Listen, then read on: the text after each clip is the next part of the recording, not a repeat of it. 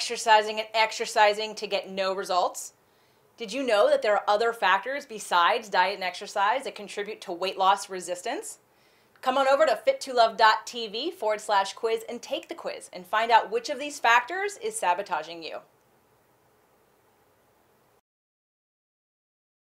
Today's show, the 3 worst exercises for your joint. Exercise number 3, walking lunges. So before we start looking at why, I need to explain to you how your knee joint works. So we have your femur, which is your thigh bone, and your tibia. This makes up your knee. There's one bone that's missing, that's your patella.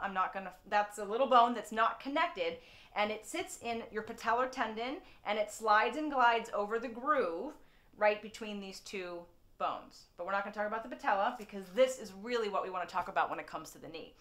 On the tibia, you've got pads. This is your meniscus. You have pads of fleshy cartilage that cushion these 2 bones hitting each other. Same thing with the end of this bone, right? So you have lots of cartilage, and it can wear down, just like the brakes in your car, just like the tires in your car. You only get so much cartilage. So we've got compression, which is gravity. We're all under compression. There's nothing wrong with compression. It's just that's what this force is. If we were to hang upside down, this is called distraction. That's another force that we have in our joints. We also have rotation, which this joint does not do. It's a hinge joint. It should not be rotating. When it rotates, this is when you are going to rip some of your ligaments. You're going to rip your ACL or your PCL or your MCL so we don't want to be rotating.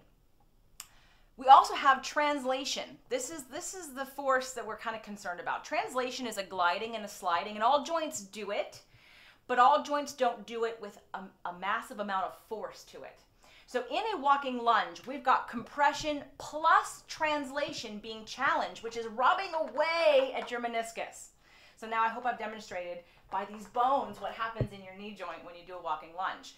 Now, we're not even going to talk about the efficiency of a walking lunge. Like, why are you doing it in the first place? Are you looking to build muscle? Are you just supplementing some kind of interval program? Because there's other things you can do that are much safer, and one of them is a stationary lunge. So I'm just going to show you real quick. You're going to take your feet hip width apart. You're going to walk 1 foot back, both toes facing forward, hips also facing and shoulders square to where your toes are pointing. You're going to come up on 1 foot, and you're going to go down on 1 knee. Down is what we're looking for, and 90-degree angles. If I'm going forward in a walking lunge, my force is being absorbed by my knee. Again, in that compression and translation. So my muscles don't even have an opportunity to take over controlling my force because it's all in my knee. So if you're doing walking lunges and your knees hurt, I'd consider changing the exercise. Remember, there's so many different exercises you can do to build your quads, work on balance and stability, lower your body fat percentage, increase your stamina, increase your strength. So maybe you might want to consider laying off the walking lunges. Did you learn something?